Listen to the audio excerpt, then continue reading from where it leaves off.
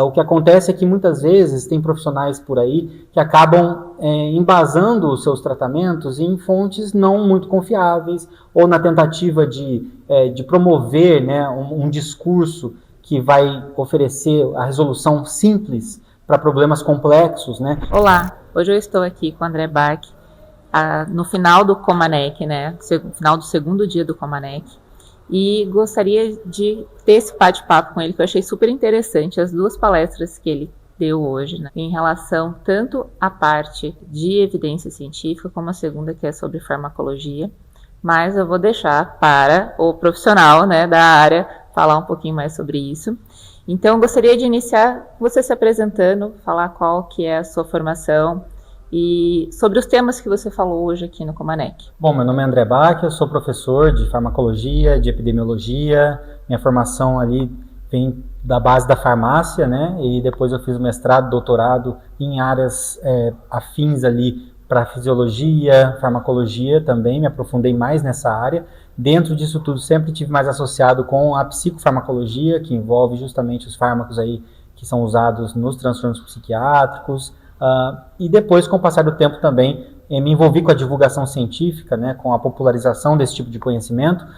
E com o passar do tempo senti necessidade também de outras questões que envolvem principalmente a epidemiologia, que é uma área que estuda um pouco mais a dinâmica desse tipo de tratamento, né, na população como um todo, né? E isso me aproximou então desse outro lado, que é um lado um pouco mais estatístico, probabilístico, e que a junção disso tudo acabou me conduzindo também para essa área que hoje é chamada de prática baseada em evidência, né? Mas que na verdade envolve realmente a individualização dos tratamentos com base em evidências científicas, né? Então acaba passando um pouquinho disso tudo, com a promoção também do pensamento científico, pensamento crítico. Então foi mais ou menos esses olhares que eu tentei trazer aqui hoje na palestra. E durante a primeira palestra, né, sobre essa prática baseada em evidência, eu achei muito interessante, porque hoje, quando nós vamos, tanto em congressos como ler estudos, né, a gente vê uma linha de defesa muito grande em relação às práticas baseadas em evidências, mas também é muito pseudociência, também sendo difundida, e parece que a pseudociência ela é difundida de uma forma muito mais potencial, né, com potencial muito maior de difusão do que a prática baseada em evidência. Até porque as pesquisas científicas são muito complexas, né? Para ser uma coisa realmente correta, ela é demorada, ela é complexa, e a gente acaba vendo a pseudociência, em alguns momentos, tomando conta ali das abordagens do dia a dia das pessoas.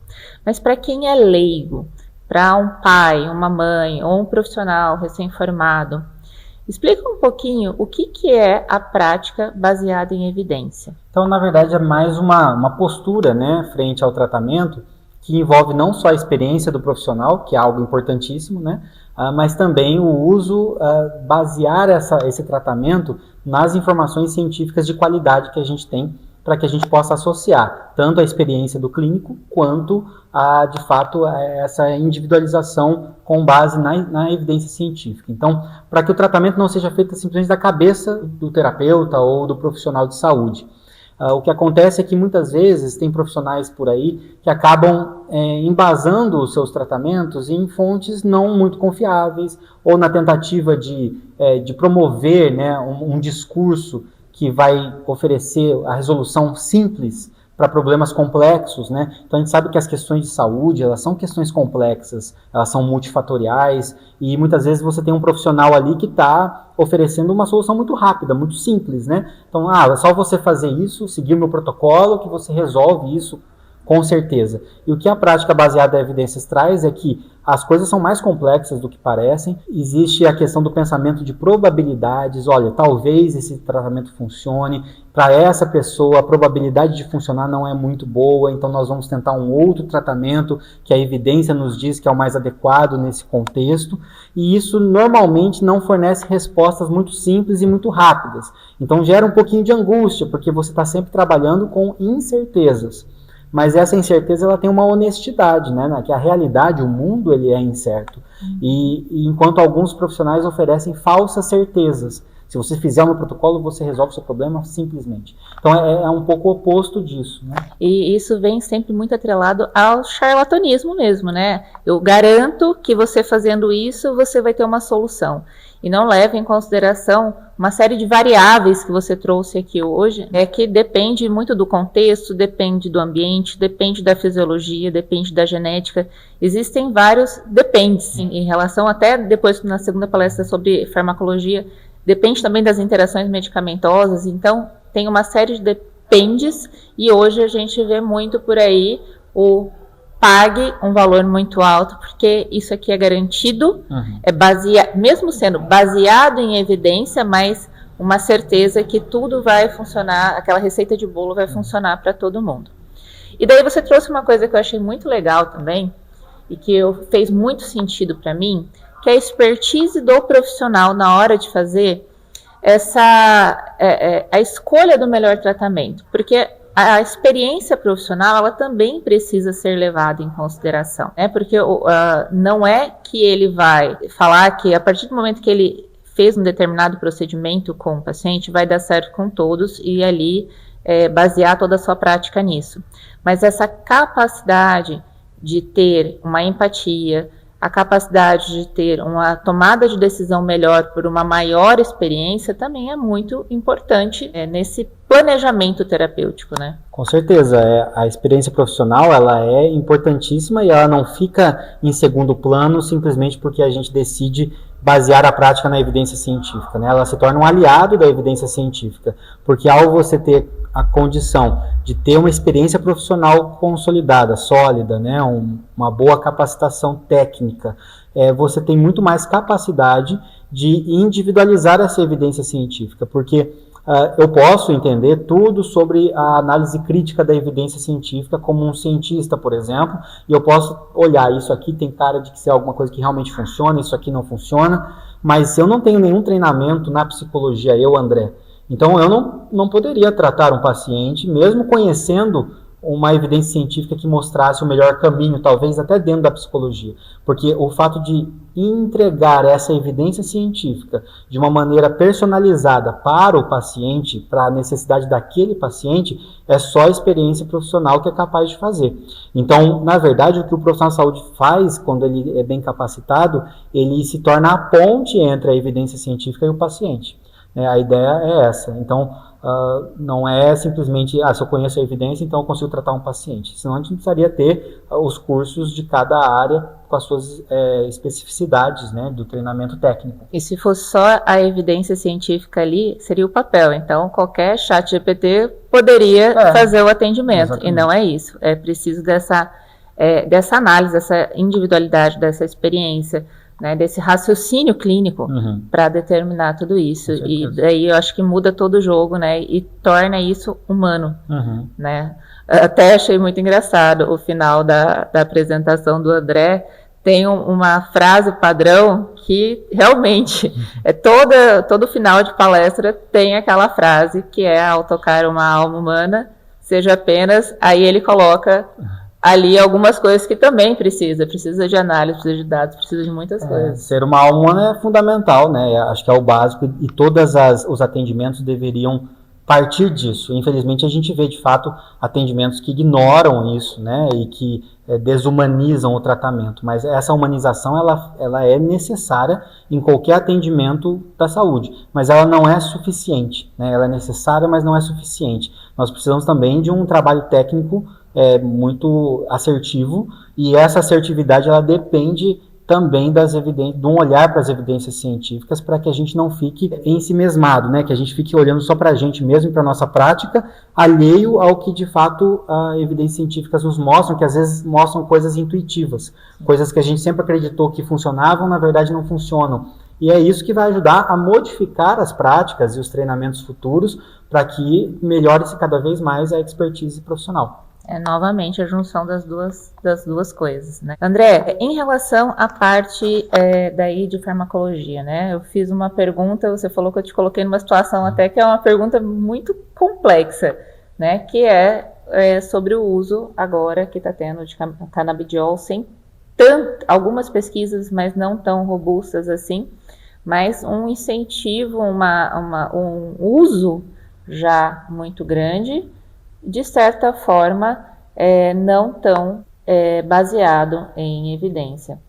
Então, da mesma forma que eu fiz a pergunta aqui na palestra, e eu gostei muito da resposta, eu gostaria que você também trouxesse isso aqui para o nosso canal. Essa questão da cannabis, ela é muito importante porque ela está muito em alta, né? E aqui não se trata também nunca de um julgamento moral a respeito da cannabis em termos dos estigmas que se carregam em relação à substância para o uso adulto não médico, né? Em que as pessoas têm suas posições já a respeito disso, né? É mais no sentido realmente de eficácia terapêutica, que é o que nos interessa enquanto tratamento, né? E a ideia da cannabis, ela é uma ideia com muito potencial, ela tem muitas possibilidades se abrem com uma nova substância que pode ser estudada, mas infelizmente a gente não demonstrou essa mesma empolgação ao longo do tempo com a pesquisa sobre a cannabis. A cannabis ela demorou a ser mais pesquisada por causa dos estigmas que ela carrega enquanto substância ilícita e tudo mais, e isso atrasou bastante os nossos conhecimentos a respeito da cannabis. E hoje que ela está sendo melhor aceita como um possível tratamento, muitas vezes o que se faz é considerá-la como a solução para vários problemas, sem a evidência científica que realmente dê a base adequada para isso, né? Não estou dizendo aqui que a cannabis, o uso da cannabis, ela é um uso pseudocientífico. Existem pesquisas muito interessantes sendo conduzidas, algumas das quais já geraram frutos muito interessantes, como o uso em alguns tipos específicos de epilepsia, o uso em alguns tipos específicos de doenças crônicas, em que você tem alívio de sintomas interessantes, em algumas situações de controle de dor, quando outros analgésicos mais comuns já não funcionam. Mas para muitas alegações, inclusive no contexto psiquiátrico, é muito comum se recorrer à ideia da cannabis, ainda a gente tem muito a avançar em termos de evidências científicas. A gente pode notar que existe muito apelo aos relatos pessoais de quem usa, e não aos dados epidemiológicos e científicos a respeito daquilo. Tem muito relato de caso, muita testemunha sobre um determinado efeito, mas que a gente sabe que sofre uma série de outros vieses, que é difícil a gente isolar e dizer, esse é o efeito isolado da cannabis ou de um derivado da cannabis.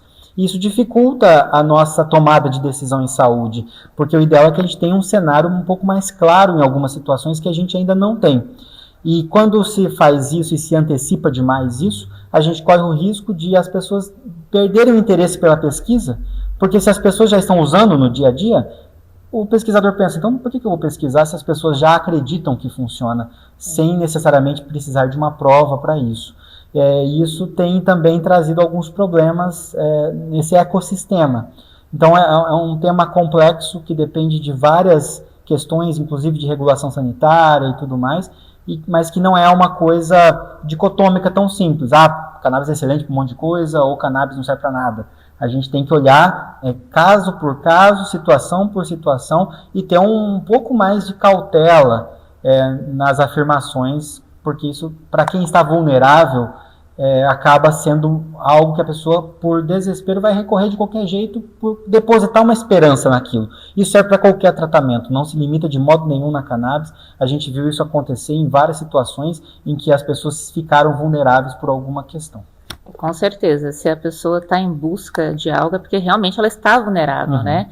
E eu achei interessante você falar que existem situações excepcionais nas quais um único caso é levado em consideração.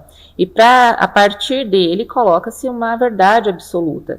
E isso já aconteceu em vários outros contextos também, né? Então, analisar quem é leigo, ou sempre buscar, os pais buscarem, não é porque deu certo aqui com meu vizinho que comigo vai dar certo. Porque tem muita coisa ali atrás, né? Igual o André falou, às vezes a criança, eu vou falar com criança, que é o meu contexto, né? Está sendo estimulada, está com as terapias ali há bastante tempo, está sendo regularmente estimulada, está tendo uma alimentação melhor, está fazendo tudo bonitinho. Só que não veio, por exemplo, a fala. Normalmente é o que acontece, né? O que dá aquele boom.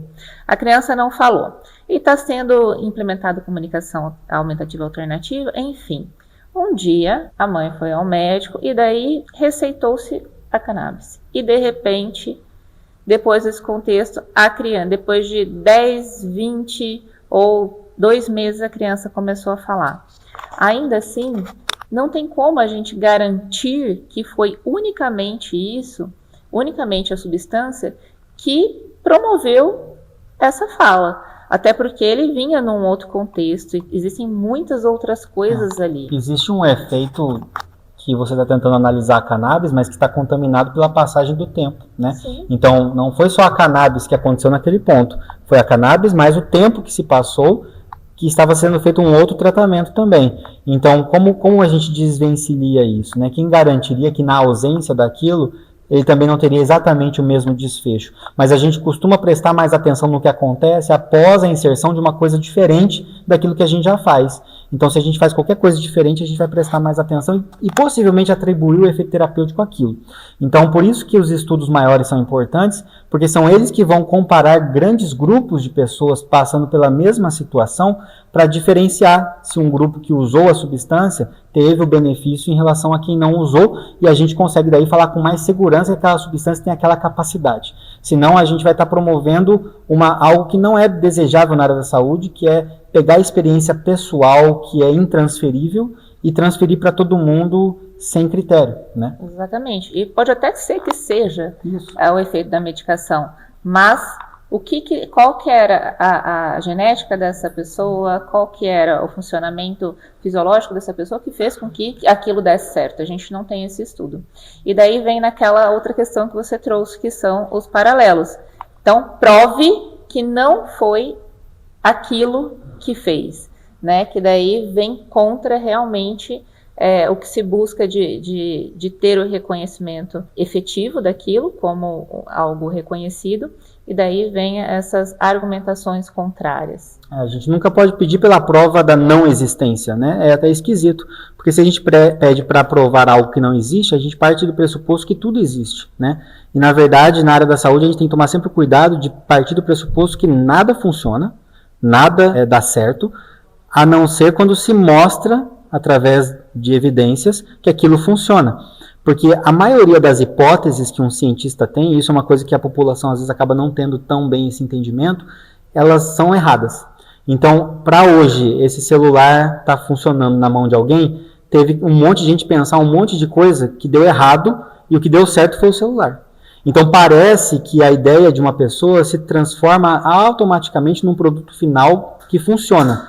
Mas não é esse o pensamento científico, ele não é linear dessa forma. Entre 100 hipóteses, uma dá certo, sobrevive. Então, quando alguém pensa, será que essa substância funciona para isso? Essa é uma hipótese.